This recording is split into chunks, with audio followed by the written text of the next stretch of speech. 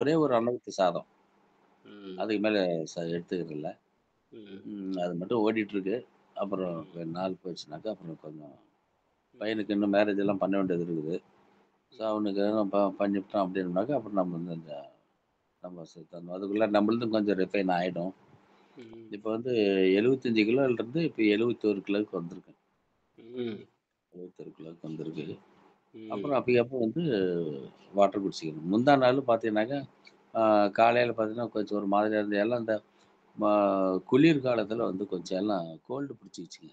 இருமலு ம். அது இதெல்லாம் பயங்கரமா பொழுது இருமல் வந்துட்டுருக்கு. இருந்தாலும் பரவால்ல. நீங்க அது சொன்ன மாரி உங்களுடைய அதெல்லாம் நீங்க சாப்பிட்டதனுடைய அதெல்லாம் ஒண்ணும் இல்ல. அதெல்லாம் நீங்க சாப்பிட்டதனுடைய விஷம். ஆ, ஆ. அதெல்லாம் நீங்க சாப்பிட்டதனுடைய விஷம். வெளியிருந்து வர்றதெல்லாம் ஒண்ணும் கிடையாது. அதெல்லாம் ஒரு விழுக்காடு. நீங்க உள்ள சாப்பிட்டதனுடைய விஷம். ஆ, இத சாப்பிடுறது பூரா உள்ள இருக்கிற விஷம். அதான். ஆமா. நீங்க அது சாப்பிட நெனச்சுக்கிறது. நீங்க சொன்னீங்க இல்லையா? அ உள்ளார வெளிய வரும்போது தொந்தரவா தான் இருக்கும் அப்படின்னு. ஸோ, அதனால அந்த தொந்தரவு உள்ளார இருக்கிறது வெளிய வருது. அதனால அதனால தொந்தரவா இருக்குது. அந்த குளிர் வந்தது, காய்ச்சல் பிடிச்சிருச்சு, சளி வந்து இதுல வந்து பிரிட்டிஷ்காரர் சொல்ற ஒரு முட்டாள் சொல்றது அதெல்லாம். அ, குற்றம் உள்ளுடையது. அப்ப ம். மனிதருக்கு நம்ம அப்படின்னா மரணமே வராதா? நோயே வராதான்னு அர்த்தம் நானு. ம். சரி, சரி. அப்படின்னா எதிர்ப்பாற்றல் உள்ள எதிர்ப்பாற்றல் இல்ல. அதாவது சுத்தப்படுத்தாத உடம்பு தான் இது. சுத்தப்படுத்திய உடம்புக்கு உள்ள எந்த ம், கிருமிகள் வாழ முடியாது. ம். அப்ப ஓ! உள்ள சரி. வாழுதுனாக உள்ள வாழுதுனாக உங்க ரத்தம் கெட்டு போச்சுன்னு அர்த்தம். அதான். ரத்தம் கெட்டு போச்சுன்னா மரணம். ரத்தம் கெட்டு போச்சுன்னா மரணம். மரணம் நிகழும். அந்த மரணம் நிகழ்வதற்கு பல காரணங்களை அது தேடி கண்டுபிடிக்கும். இது பிரிட்டிஷ்காரங்க சொல்லக்கூடிய ஒரு காட்டு மிராண்டி. காட்டு மிராண்டி பதில் தான் அது. அப்படியே வந்தாலும் அந்த அந்த கிருமிகளே வந்து சும்மா கரடி விடுவான அந்த கிருமி இந்த கிருமின்னு. எந்த கிருமியும் ஒன்றும் வேலை செய்யாது. இப்ப பாரு கொரோனாங்க சைனாங்கிற எல்லாம் காணாம போச்சு. சும்மா பொய் சொல்றது தான் வேலை. அது வந்தது ஏமா வந்துச்சு போச்சு அப்படின்னாக்க அப்புறம் எங்க போச்சு அது? மறுபடியும் காணாம போச்சு அது. சும்மா அடிச்சு விடுறது தான். உடனே சைனாக்காரன் கிளம்பிடுதுங்க. சரி எங்க போச்சு அதெல்லாம்? மறுபடியும் கிளப்பினானுங்க.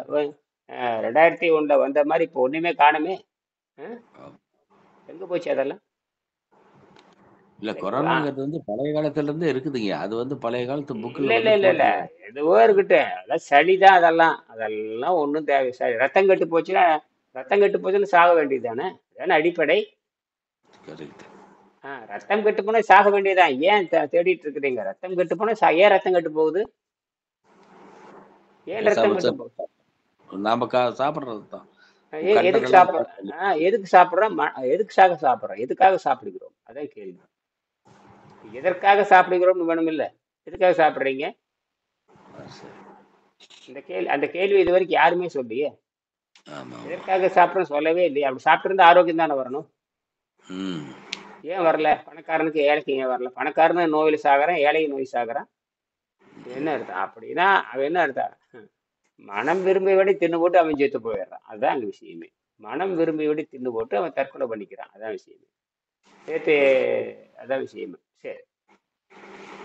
வாங்க திருடோச்சந்தர். ம். வணக்கம். காலை வணக்கம், காலை வணக்கம் ஐயா. ஆ ஆ ஆ 7 மணிக்கு வந்தாச்சு. சரி. எங்க பன்னீர்செல்வத்தை காணோம்? ம். பள்ளியார் சரி சரி.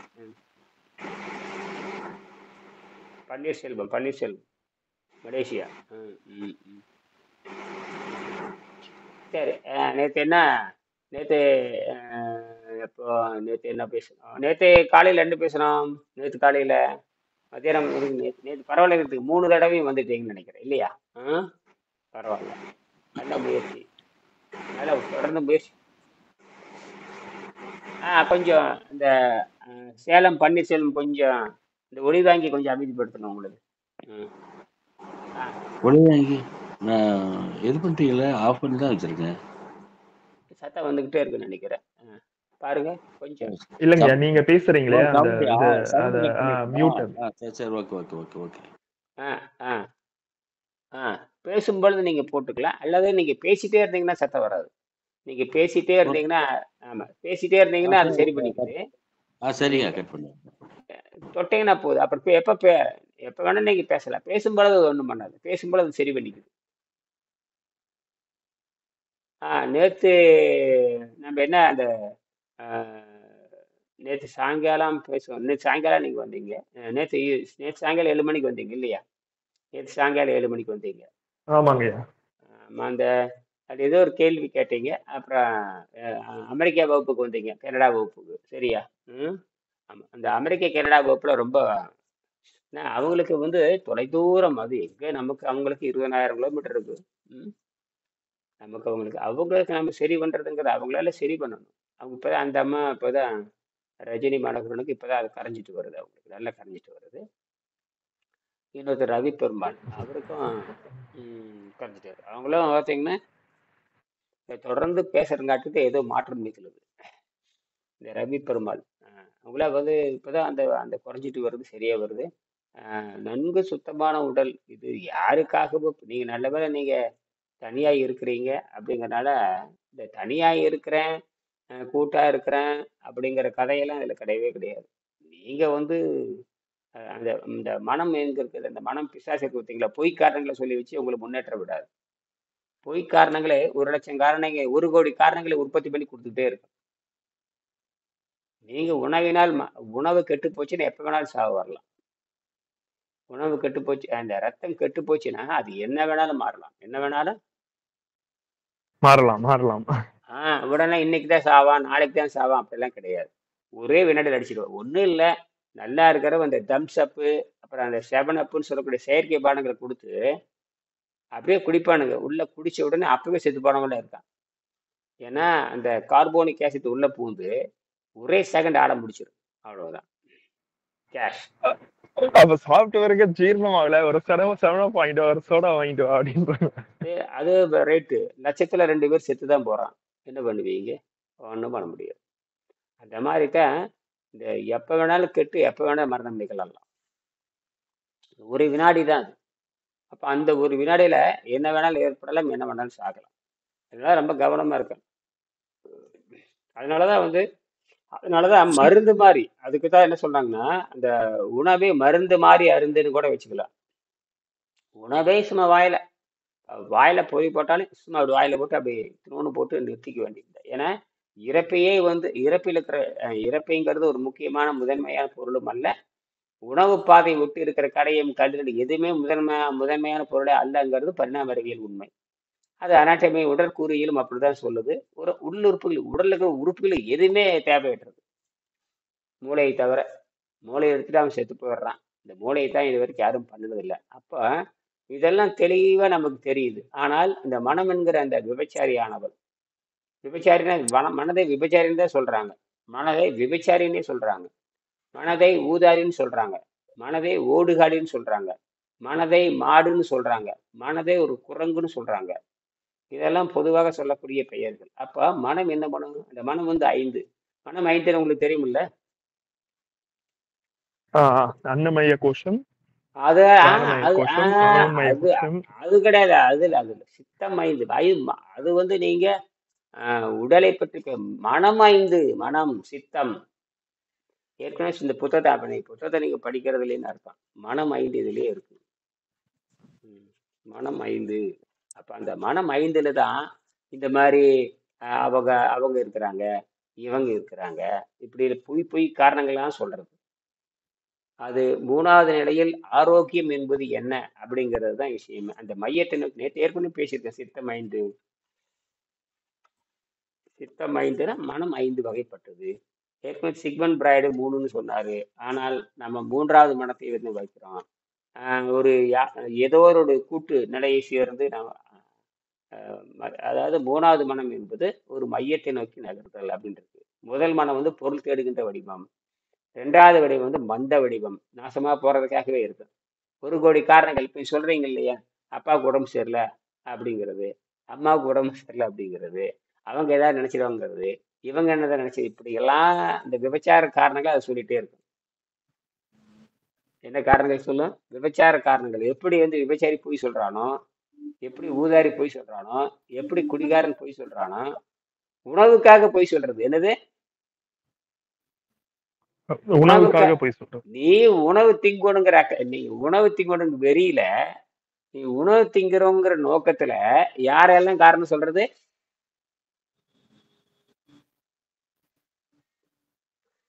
உணவு திங்கணுங்கிறதுக்காகவே காரணங்கள் சொல்றது. உணவு திங்கணுங்கிறதுக்காகவே உணவு திங்க வேண்டும் என்பதற்காகவே என்ன சொல்றீங்க? பொய் சார். பொய் சொல்லுது. சொல்லுங்களேன், எடுத்துக்காட்டு சொல்லுங்களேன். இல்ல ஃப்ரெண்ட்ஸ் வந்து பார்ட்டி கூப்பிடுறாங்க, வைக்கிறாங்க. நமக்கு ஆ, சாப்பிட வேண்டாம் அப்படின்னு தோணுனா கூட அவங்க கூப்பிடுற ஒரு இதுக்காக சரி போவோம், அவங்க கூப்பிடுறாங்க அப்படின்னு தோணும். அது எப்படி அவன் நல்ல நண்பனா இருக்க முடியும்? ம் அவன் எப்படி நல்ல நண்பன்? உணவு திங்கவான்னு கூப்பிடுறவன் எப்படி ஒழுக்கமான நண்பனா இருக்க முடியும்? உணவு திங்க வான்னு கூப்பிடுறவன் எப்படி ஒழுக்கமுடையவனா இருக்க முடியும்? நான் நேரடியாக கேள்வி கேட்கறேன், ஏழாம் அறிவை வைத்து கேட்கறேன். உணவு திங்க வா அப்படின்னு சொல்றவன் எப்படி ஒழுக்கமுள்ளவனா இருக்க முடியும்? இந்த எங்கிட்ட இருக்கிற சொத்து இருக்குது, நீ எடுத்துட்டு போன்னு சொல்லலாம். அதாவது எங்கிட்ட வந்து ஒரு 10 கோடி சொத்து இருக்குது, நான் 10 ஏக்கர் பூமி வச்சிருக்கேன், எடுத்துட்டு போன்னு சொல்ல வேண்டியதுதான். நான் 10 லட்ச ரூபாய் பணம் வச்சிருக்கேன், அதை தங்கம் வச்சிருக்கேன், எடுத்துட்டு போ இந்தான்னு கொடுத்தா பரவாயில்ல. திங்கிற பொருளை ஆக்கி வச்சுட்டு கூப்பிடுறானே, அவன் எப்படி ஒழுக்கமுள்ளவனா இருக்க முடியும்? எப்படி ஒழுக்கமுள்ளவனா இருக்க முடியும்? கொஞ்சம் சிந்திக்க வேண்டிய விஷயம் தாங்க, ரொம்பவே அதான். சிந்திக்க வேண்டிய விஷயம். ஆமா, அவன் திங்கர் பொருள் ஆக்கி வச்சுட்டு சாராயத்தையும் வச்சுட்டு குடிக்க எல்லா வகையான பொருளையும் வச்சுப்போம். விருந்தினவே சாராயம் இல்லாத உலகத்துல எங்கே இருக்கிறது? எல்லாம் விருந்தின சாராயம் தான். ஆக சாராயம் இல்லாத விருந்தே கிடையாது. அமெரிக்கால எங்க போனா இப்ப இல்ல, சாதாரணமா வந்துருச்சு. இன்னைக்கெல்லாம் வந்து தமிழ்நாட்டுல சாராயம் தான் அடிப்படை. ஆக உணவு என்பது அது விபச்சாரி தான். அது வேற ஒண்ணும் கிடையாது. ஏன்னா அது வந்து ஆரோக்கியத்தை தராத பொருள் எப்படி நீ கொடுக்க முடியும்? அப்ப அவன் புத்திசாலியா இருக்கணும். இந்த விருந்து விருந்து விருந்து புறத்தே தானுண்டல் சாபா மனிதனும் வேண்டல் பாட்டனுங்கிறாரு. விருந்து புறத்தை அவர் எழுதுவார். விருந்துனா என்ன தெரியுமா அர்த்தம்? ஐவகையான புலன்களுக்கும் உணர்வை தருவது, அது அறிவை தருவது அப்படிங்கிறது. 5 வகையான புலன்களுக்கும் விழிப்புணர்வை தருவது தான். சோறு தினா விழிப்புணர்வு வருமா? நான் நேரடியாக கேள்வி கேட்கிறேன். சோறுக்கும் ஆறுக்கு என்ன சம்பந்தம் இருக்கு? ஒரு கனி சாப்பிடுன்னு சொன்னா கூட பரவாயில்ல, வாங்க கனி எடுத்துட்டு போன்னு சொன்னா பரவாயில்ல. எங்க வீட்டுல வந்து கனிகள் நிறைய காய்ச்சி இருக்குது, வாங்க எடுத்துட்டு போறோம்னு சொன்னா அது ஒரு மரியாதை. அதுக்கு நீங்க மரியாதை கொடுக்க மாட்டாங்க எவ்வளவுமே. அதாவது விபச்சாரின்னு பேரு, ஊதாரின்னு பேரு, ஆடம்பரம்னு பேரு. என்னது? அவன் ஆடம்பரத்துக்கு அவன் பண்ணி வச்சுக்கிறான். அவன் ஆடம்பரத்துக்கு பண்ணி வச்சுட்டு அது அதை வந்து கீழே குட்டுறக்கு மனம் இல்லாமல் உனையை கூப்பிட்டு குப்பையாக்குறான். எல்லாம் குப்பையாத்தான் போகும். எல்லா உணவும் குப்பையாத்தாங்க போகுது. அவனையும் தின்னு குப்பை போடுறான், உனையும் தின்னு குப்பை போடுறான். அவனையும் கெடுத்துக்கிறான், உன்னையும் கெடுக்கிறான். அவன் செத்தாலும் பரவாயில்ல, உனையும் சேர்த்து சாகடிக்கிறான். எத்தனை பேர் விருந்து போய் செத்து போயிருக்காங்க தெரியுங்களா? எல்லாம் யோசிக்க வேண்டும், பயங்கரமா யோசிக்க வேண்டும். அதனால இந்த உணவை ஆக்கி வைத்துட்டு ஒருத்தன் கூப்பிடுறான்னா அவனாட்டம் அடைய யாரும் கிடையாது. உன்னை யார் ஆக்க சொன்னாங்க? நீ கேட்டானா? உனக்காக சமைக்கிறேன், உனக்காக உயிர் வைக்கிறேன். அது எதுக்கு சமைக்கணும்? நீயே அவன் தான் காப்பாற்றான் நம்மளை.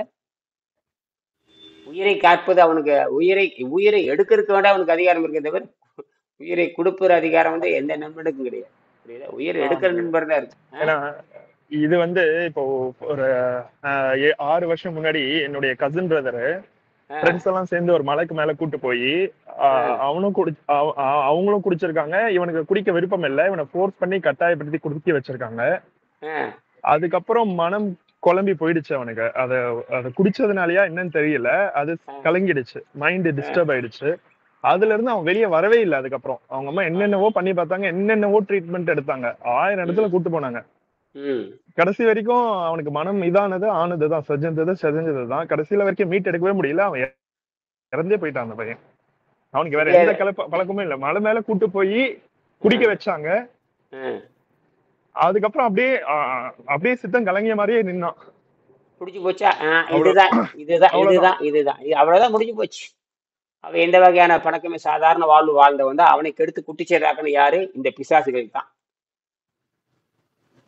ஒரே ஒரு வாட்டி தான் குடிக்க போனா முடிஞ்சது கதை. அதுக்கப்புறம் என்ன வேணாலும் பண்றாங்க, அவங்களால முடியவே இல்லை. கடைசி வரைக்கும் மீட் எடுக்க முடியல. அதுக்கு பேர் கூடார் நட்புன்னு பேரு. என்ன நட்பு? கூடார் நட்புன்னு பேரு. கூடார் நட்பு கேடாய் முடியும். இதுதான் கூடார் நட்புன்னு அதுக்கு பேரு, கேடாய் முடியும். அப்ப இந்த தீய பழக்கங்கள் யார் மூலமா வரும்? பொண்டாட்டி மூலமா வரும், புள்ள மூலமா வரும், பையன் மூலமா வரும், உன் மூலமாவே வரும். தீய பழக்கம் எப்படி வரும்? யார் மூலம் வரும்? உங்களை சாவடிக்கிறதுக்கு எந்த வடிவத்துல வேணாலும் வரும். என்னது? எந்த வடிவத்திலான எந்தெந்த வடிவத்துல வரும்னு சொல்லியாச்சு. பொண்டாட்டி வடிவில் வரும்னு சொன்னா அப்புறம் புரிஞ்சுக்க வேண்டியதானே. இப்ப எல்லாரும் நோயாளியா இருக்கிறவங்கள இருக்குல்ல, யாரு காரணம்? புருஷன் நோயாளியா இருக்கிறதுக்கு யாரு காரணம்? பொண்டாட்டி நோயாளியா இருக்கிறதுக்கு யாரு காரணம்? சொல்லுங்க. 99% புருஷன்மார்களும் பொண்டாட்டிமார் நோயாளிகள் தான். என்னது? ஆகாரம்ங்கிற நோயாளி தானே. சாதாரண உணவை நீங்க கீரை மட்டும் சாப்பிட்றவன், காய் மட்டும் சாப்பிட்றவன், பழம் மட்டும் சாப்பிட்றவன் அவனும் நோயாளி தான். அவன் எதுக்கு சாப்பிட்றான்னு தெரிஞ்சுட்டு சாப்பிடணும். பழம் எதுக்கு சாப்பிட்றன்னு பதில் சொல்லணும். நீரை அருந்தி காற்றை நீரை அருந்தி வாழ்றேன்னு சொல்றவன் தான் சரி இல்லையா? பழங்கள் சாப்பிட்டு வாடணும். எதுக்கு பழங்கள் சாப்பிடணும்? அந்த கேள்வி வரோம் இல்லையா? எதுக்கு பழங்கள் சாப்பிடணும்? நான் நேரடியாக வர்றேன். எதுக்கு பழங்கள் சாப்பிடணும் சொல்லுங்க. இப்ப நல்லா புரிஞ்சு போச்சு உங்களுக்கு. இப்ப நல்லா புரிஞ்சிருச்சு. இது வந்து புதுசா புதுசா இன்னைக்கு பாடம் கேட்கறவனுக்கான கேள்வி அல்ல. இன்னைக்கு பாடம் கேட்கறவன கேள்வி கிடையாது. இப்ப நீங்க பழம் சாப்பிடுன்னு வச்சுங்க, எதுக்கு பழம் சாப்பிடுறீங்க? நான் விருப்பப்பட்டு சாப்பிடுறேன்னு சொல்லு. இப்போ வந்து எனக்கு புரிஞ்ச வரைக்கும் என்னன்னா, பழத்துலயும் பாத்தீங்கன்னா அந்த ஆசிட் இருக்கு. அதனால அந்த பழங்களையும் நம்ம சாப்பிட வேணாம் அப்படின்றது நம்ம சொல்றோம். உப்புக்கள் இருக்கிறது. உப்புக்கள் ஆசிட்ங்கிறத விட உப்புக்கள் இருக்கிறது. என்னது? எல்லா வகையான நச்சு உப்புகளும் இருக்குது. எல்லா வகையான நச்சு உப்புகள் இருக்கிறது. Phosphorus, potassium, sodium. சாப்பிட்றீங்கிறது பிரச்சனை அல்ல. எதுக்காக சாப்பிட்றீங்கன்னா விரும்பி சாப்பிட்ற, அதுவும் பிரச்சனை அல்ல. அப்ப அதுல ஏன் அது ரத்தத்தை கெடுக்குதுன்னா, அதுல இருக்கிற பாஸ்பரஸ், பொட்டாசியம், சோடியம் பல உப்புக்கள் இருக்கிறதுனால ரத்தத்தை கெடுத்துரும். ஆக உணவே வேண்டாம். நல்லா புடிச்சுக்கணும். உணவே தேவையில்லை அப்படிங்கும் பொழுது உடம்பு காற்றாலைங்கிற கருவி அப்படிங்கிற உடம்பு காற்றாலைங்கிற கருவின்னு ஆகி போச்சு. அது உராய்வை குறைப்புக்கு தண்ணீர் போதும் போச்சு. தண்ணீரே போதுன்னு போச்சு. அப்படி இருக்கும் பொழுது நான் வந்து காலையில பேரிச்சி பழம் சாப்பிட்றேன், கொய்யா பழம் சாப்பிட்றேன், டீ சாப்பிட்றேன், காஃபி சாப்பிட்றேன், என்னவோ திங்கிறேன். Right, okay. அதை நான் வந்து திங்கிறேன். அதனால எனக்கு ரத்தம் கெட்டு போகுது. அதை நான் சுத்தப்படுத்துவேன். இதுதான் விஷயமே. ஆக நான் மனம் விரும்பித்தான் சாப்பிடுகிறேன். அது எதுவா இருந்தா என்ன? சைவம் அசைவம் ரெண்டுமே ஆரோக்கியம் கிடையாது. சைவம் ஜீரநீர் சுரந்தாலே மரணம் நிச்சயம். ஜீரநீர் சுரந்தாலே மரணம் நிச்சயம். எல்லா உணவுப் பொருளும் குற்றமுடையதுன்னா தூய தண்ணீர் தான் குற்றமுடையது. அதாவது தூய தண்ணீர் தான் மழை நீர் அல்லது ஆற்று நீர். இது ரெண்டும் தான். ஒன்று மழை நீராக இருக்கணும் அல்லது ஆற்று நீராக இருக்கணும். அது தூய்மையான வடிகட்டிய நீராக இருக்கணும். இப்போ செயற்கை நீரெல்லாம் வந்துருச்சு. அதாவது செயற்கை நீருங்கிறது அந்த RO வாட்ரு, 0B வாட்ரு இதெல்லாம். பழைய காலத்தில் அங்கே பானையில் தண்ணி வடிச்சு கொடுப்பாங்க. இப்போ நானும் அந்த காலத்துலேருந்து பண்ணுறேன். ஆக நம்ம தெளிவாக இருந்தாக நாம் நோய் வந்தால் எதிர்கொள்ள வேண்டும் என்பதற்கு தான் இத்தனை கேள்வி கேட்கறது. நோய் வந்தால் எதிர்கொள்ள வேண்டும் என்பதற்காகத்தான். அது நமக்கு நாமே குணமாக்கி கொள்ள வேண்டும். ஒரு காலம் அந்த பிரிட்டிஷ்காரன் சொல்ற அந்த விபச்சாரத்துக்கு போயிடக்கூடாதுங்கிறது தான். அவன் ஒரு பூதாரி, அவன் ஒரு விபச்சாரி. ஒரு ஊதாரி விபச்சாரி எப்படி ஆரோக்கியத்தை தர முடியும்? ஆரோக்கியத்தை தர முடியாதுன்னு சொல்லிட்டான். ஆரோக்கியம் விற்க முடியாதுன்னு சொல்லிட்டான். ஆரோக்கியம் இல்லைன்னு வேற சொல்லிட்டான். நான் ஒரு நோயை குணமாக்க முடியும்னு அலோபதிக்கார சொல்லவே முடியாது. அந்த அளவுக்கு அவன் தெளிவான அவனுடைய தத்துவம். நோயினால் மரணம்தான் வரும் அப்படிங்கிறதான் விஷயமே. இந்த நோய்ங்கிற மாதிரி மருந்தை கொடுத்தால் மரணம்தான் வரும். மருந்து என்பது பக்கவே அழுத்தி வைக்குங்கிறத உண்மை. அதனாலதான் ஒரு நோய்க்கு சாப்பிட்டா 9 நோய் வருது. ஒரு நோய்க்கு மருந்து சாப்பிட்டா 9 நோய் வர்றதுக்கு காரணமே அது உண்மை. அது ஏன்னா நீ பண்ற தவறுக்கு மருந்து காரணமாக இருக்க முடியாது. நீ வந்து ரத்தத்தை கெடுத்துக் கொள்வதற்கு எப்படி மருந்து காரணமா இருக்கும்? ரத்தம் மீண்டும் மீண்டும் அந்த மருந்து மீண்டும் மீண்டும் ரத்தத்தை கெடுக்குமே தவிர ரத்தத்தை தூய்மை செய்கிற அதிகாரம் மருந்துக்கோ, மாத்திரைக்கோ, லேகியங்களுக்கோ, பூவுக்கோ ஏதுக்கும் கிடையாது. தூய்மைதான். என்னது? ஒரு தூய்மையான வெள்ளை துணியில் ஒரு கடுகளவு கருப்பு பட்டாலும் தெரிஞ்சு போகும். அதுதான்.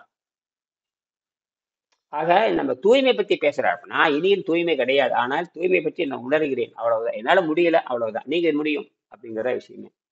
என்னால் ஆனா புரியுது. என்னால இப்படித்தான் போகணும்னு தெரியுது, இப்படித்தான் போக வேண்டும் என்று தெரிகிறது.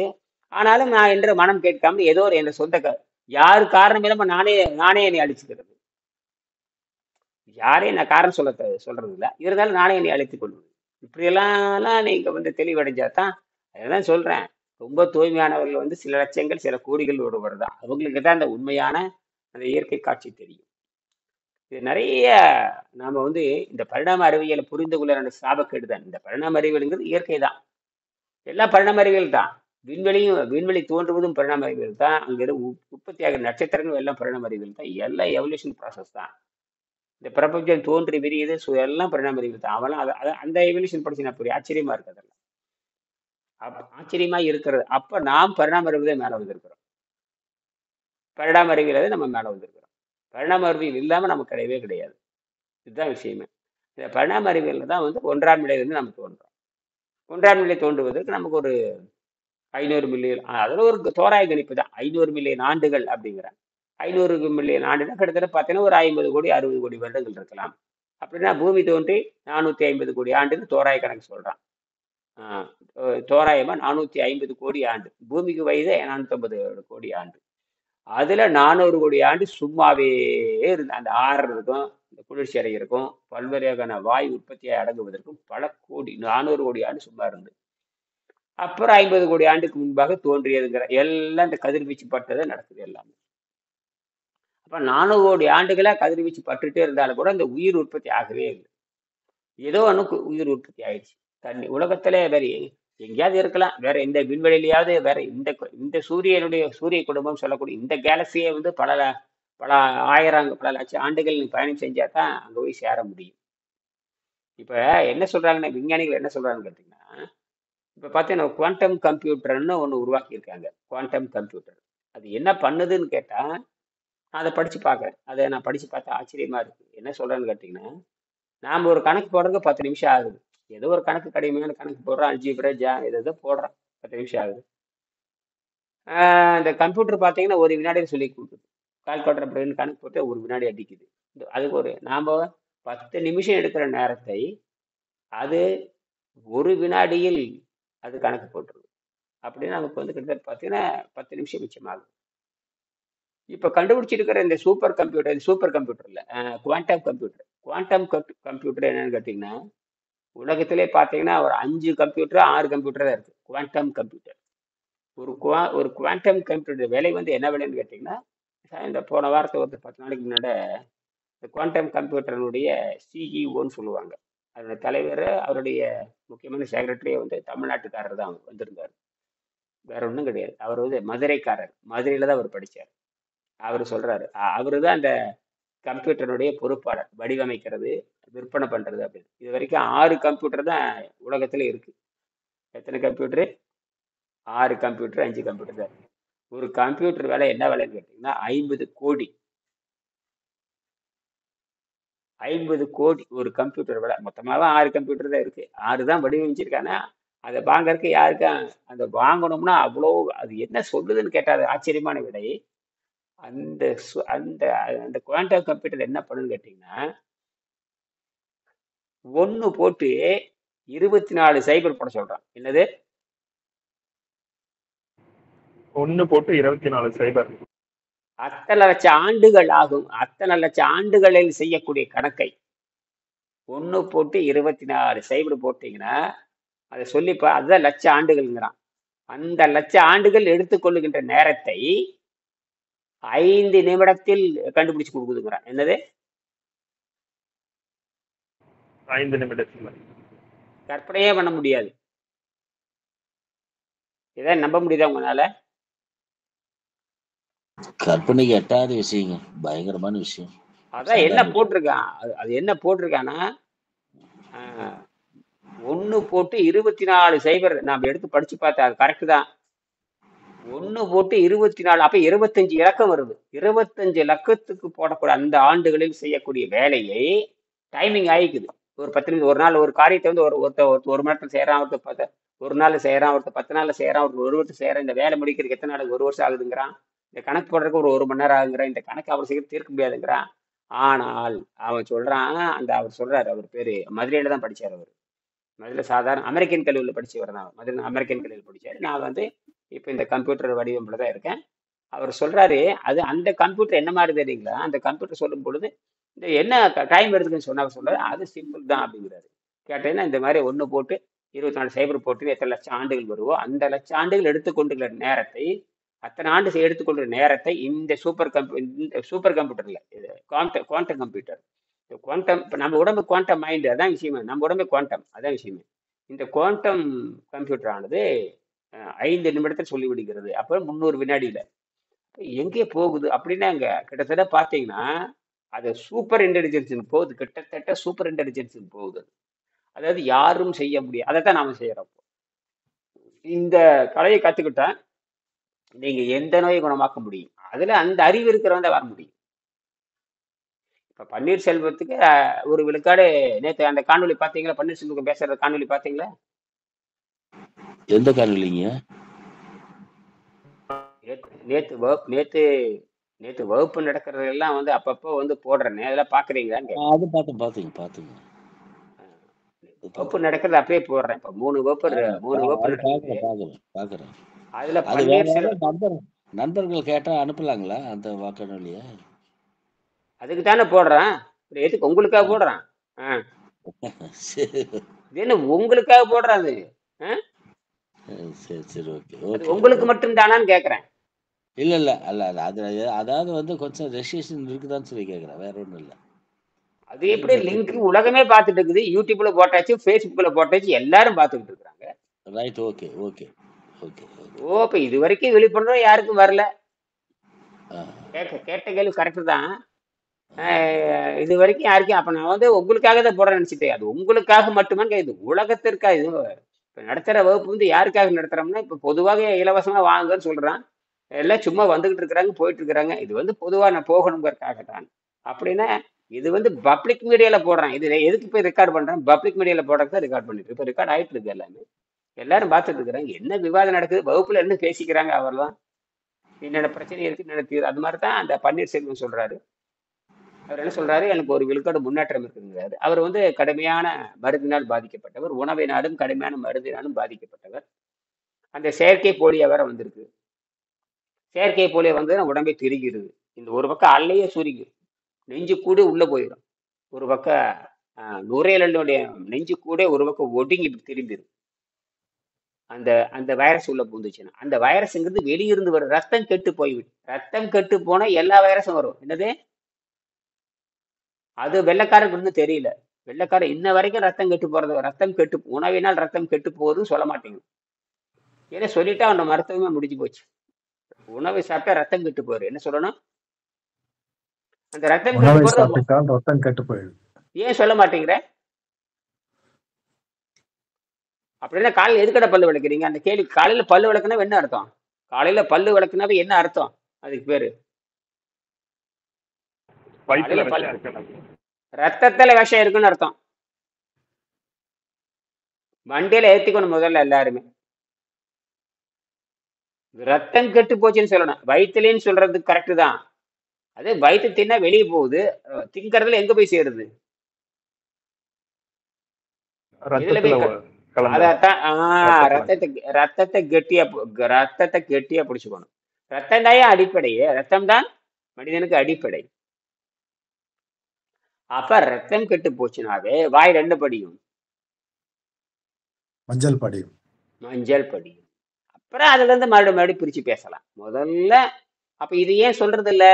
தெரியாது. என்னது? தெரியாது. யாருக்கு தெரியாது? யாருக்குமே தெரியறது கிடையாது. அது பத்தியான அறிவு இருக்கும். குறிப்பாக பிரிட்டிஷ்காரனுக்கு தெரியாது. குறிப்பாக பிரிட்டிஷ்காரர்களுக்கு தெரியாது. ஏன்னா ஒரு ஊதாரி முண்டம். அவன் ஒரு ஊதாரி, அவன் ஒரு விபச்சாரி, அவன் ஒரு ஊதாரி விபச்சாரி. ஊதாரி விபச்சாரின்றதை நீ வைத்தியம். ஊதாரி அந்த விபச்சாரி இப்படி வச்சுக்கலாமா? அல்லது அறிவை பயன்படுத்தல. அறிவை பயன்படுத்தாம யாருங்க? அறிவை பயன்படுத்தாம விபச்சாரி, ஊதாரி, முண்டம் இப்படித்தானே சொல்லுவாங்க. போடா முண்டன்னு சொல்ற மாதிரி இல்லையா? இந்த அறிவை பயன்படுத்தாம எந்த அளவுக்கு கேவலப்படுத்தலாம். அறிவை பயன்படுத்தாதவனை எந்த அளவுக்கு கேவலப்படுத்தலாம். என்னது?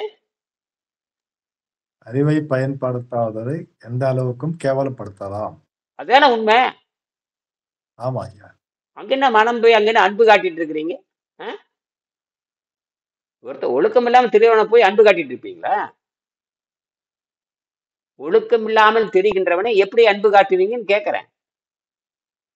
அறிவுரை வழங்கி கேட்கலன்னா அறிவுரை வழங்கலாம். ஒரு அளவுக்கு மேல அறிவுரையை வழங்குவீங்க. இப்ப உங்க பையனே குட்டிச்சவராயிட்டா என்ன பண்ணுவீங்க? நீங்க போட்டு எரிஞ்சிருக்க மாட்டீங்க. அதேதான். இந்த மாதிரிதான் அறிவுரை சொல்லியும் கேட்காதவனை ஒண்ணுமே செய்ய முடியாது. அறிவுரை அதாவது மனிதன் வந்து அந்த 5 வகையான மனதே மனம்னே என்னன்னு வெள்ளைக்காரனுக்கு தெரியாது. மனம்ங்கிறதே அவனுக்கு தெரியாது. மனம் ஒண்ணு இருக்குன்னு அவன் ஒத்துக்கிறதே கிடையாது. உயிரையும் ஒத்துக்கிறது இல்ல, மனதையும் ஒத்துக்கிறது இல்ல. எதை ஒத்துக்கிறது இல்ல? விஞ்ஞானம் மாற்றிக்கிட்டு முடிக்கிறான். உயிரையும் ஒத்துக்கிறது இல்ல. இப்பதான் ஏதோ உளறிட்டு இருக்கான். இப்போ உளறிட்டு கிடக்குறானுங்க. இப்ப சும்மா எல்லாரும் ஆராய்ச்சி பண்ணும் பொழுது அவனுக்கே புரியுது. ஏன்னா தப்பு பண்ணிட்ட மாட்டேங்குன்னு தெரிஞ்சு போச்சு அவனுக்கு.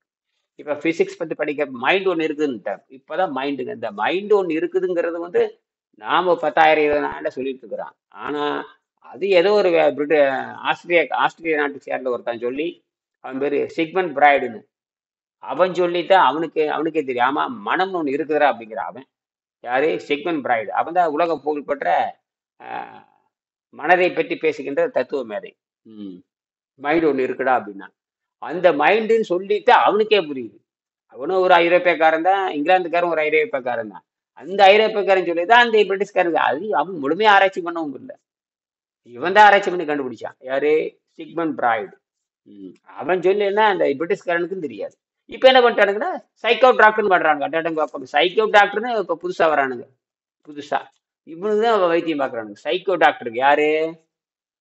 இப்ப சைக்கோ டாக்டர் ஒண்ணு வர்றானுங்க. அதுல ஒரு பிரிவு ஒன்று போட்டுக்கிறது. எதுல போட்டுக்கிறது? அந்த மருந்துல ஒரு பிரிவு.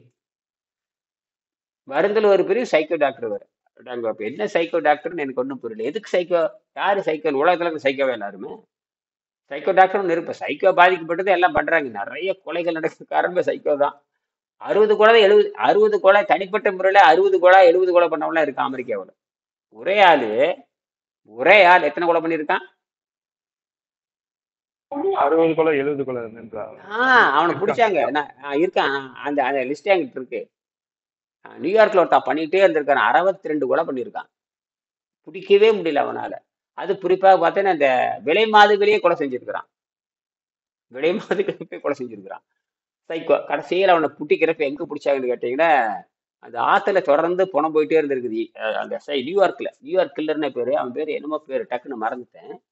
அந்த படிச்சு பார்த்தாங்க. அவன் என்னடா பண்றான்னு பார்த்து இப்படிதான் பண்றான். அவன் வயசு ஒரு 60-65 இருக்கும்னு நினைக்கிறேன். கடைசியில எங்கேயோ ஒரு 65 அவன் 30 வயசுல என்னமோ பண்ணியிருக்கான். 30 வயசுல இருந்து கொலை பண்ணி இப்படி கடைசியில அவனை 65வது வயசு அவன் பிடிக்கிறாங்க எங்கேயோ போய். அப்ப அமெரிக்காரன் இருக்கிற அந்த காவல்துறைக்கு வெண்ணெய் விட்டு ஆட்டிட்டு இருந்திருக்க ஒரு 30-35 வருஷமா. கடைசியில எங்கேயோ இடத்துல ஒரு 65 வயசு 70 வயசு நெருங்குறப்போ ட்ரேஸ் பண்ணி பிடிக்கிறாங்க. அப்ப எத்தனை ஆண்டு ஆகிருக்குது? 30-35 ஆண்டு ஆகி. அதுக்கு பேர் நான் டக்குன்னு சொல்றேன் பாருங்க. அவன் பேரு மெல்ல மனசுல இருக்குது. நான் சொல்றேன். நியூயார்க். அவன் பேரு வேணா இந்த இதுல போய் பாருங்க, யூடியூப்ல இந்த கூகுள் குரோம்ல பாருங்க. அந்த நியூயார்க்ல ஒரு முக்கியமான ஒரு ஆறு ஒன்று ஓடுது. நியூயார்க்ல ஒரு முக்கியமான ஒரு ஆறு ஓடுது. அந்த ஆறு பேர் வச்சுதான், அந்த ஆறுல தான் அவ்வளவு கொலை நடந்திருக்கு. அந்த ஆத்துல தான் அந்த அவன் கொலை பண்ணி வீசியிருக்கான் நிறைய பேர்த்த.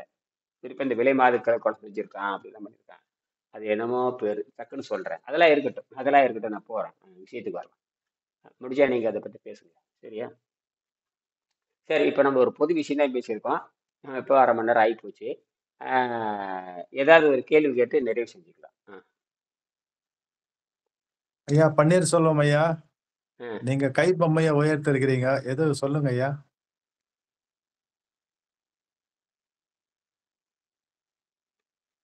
பன்னீர்செல்வம் ஐயா, அது வந்து பாத்தீங்கன்னா நான் ஓபன் பண்றப்ப உயர்த்தின கை அப்படியே தான் இருக்குது. அது தெரியும், மறுபடியும் டச் பண்ணுங்க போயிடும். Right, okay. அதான் நீங்க ஏதோ சொல்ல வர்றீங்கன்னு சொல்லிட்டு அது அறிகுறி. இல்ல. சரி. ஓ, அது கை தூக்கினாவே அப்படித்தான். சரி, பரவாயில்ல. இவ்வளவு வசதி தான் வச்சிருக்காங்க பாருங்க. ரைட், சரி. பரவாயில்ல. ஏன்னா என்ன கேட்க வந்து இந்த மனதை பற்றி பேசுகின்ற பொழுது மனம் ரொம்ப 5 வகைப்பட்டது. அதாவது முடிச்சுக்கலாம்.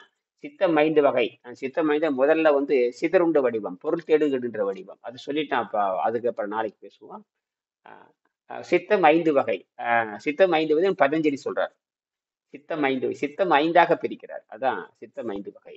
அவன் வெள்ளைக்காரன், அந்த ஐரோப்பியக்காரன் வந்து சித்தம் 3ன்னு சொல்றான். யாரு? சிக்மண்ட் பிராய்டு 3 தான் சொல்லுவார். மேல்நிலை மனம், நடுநிலை மனம், ஆழ்நிலை மனம்னு 3 சொல்றாரு. அது வந்து சாதாரணமா பார்த்தீங்கன்னா ஜென்ரல் நாலேஜ் மாதிரி வரும். அது ஒரு ஜென்ரல் நாலேஜ், ஜென்ரல் இன்டெலிஜென்ஸ் மாதிரி வரும். நான் சொல்றது எப்படின்னு கேட்டீங்கன்னா சூப்பர் இன்டெலிஜென்ஸ்னா யாரும் செய்ய முடியாதது. இப்ப நான் சொல்றேன் பார்த்தீங்கன்னா சூப்பர் இந்த குவாண்டம் கம்ப்யூட்டர் சொல்லுது பாருங்க, அந்த அளவுக்கு நிகரானது தான் அந்த 4வது நிலையும் 5வது நிலையும். 4வது நிலையும் 5வது நிலையும் செய்யறதுக்கு இந்த உலகத்துல இப்ப ஆளே கிடையாது. நாம தான் நீ ஆராய்ச்சி பண்ணணும். 4வது நிலையையும் 5வது நிலையும் உலகத்தில் ஆளே கிடையாது என அது புரிந்து கொள்ள முடியாது. 3வது நிலையை தான் நம்ம பேசிட்டு இருக்கிறோம். இந்த 3வது நிலை என்பது கூட்டு நிலைன்னு பேரு. கூட்டு நிலை, கூட்டாக சேர்ந்து ஒரு நல்ல காரியம் செய்வது, கூட்டாக செய்து மனம் வந்து 5. இப்ப நான் பேசுறது 3வது நிலை. இந்த 3வது நிலை என்பது கூட்டு நிலை. இந்த கூட்டு நிலையை பத்தி நாளைக்கு பேசலாம். இது நினைப்பு வச்சுங்க.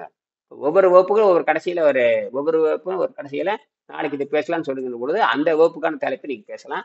3வது நிலை என்பது கூட்டு நிலை. இது வந்து நம்ம புத்தகத்துல இருக்க, எடுத்து படிச்சு பாருங்க. சரிங்களா? வச்சிருவோமா? நன்றி. நன்றி. நன்றி.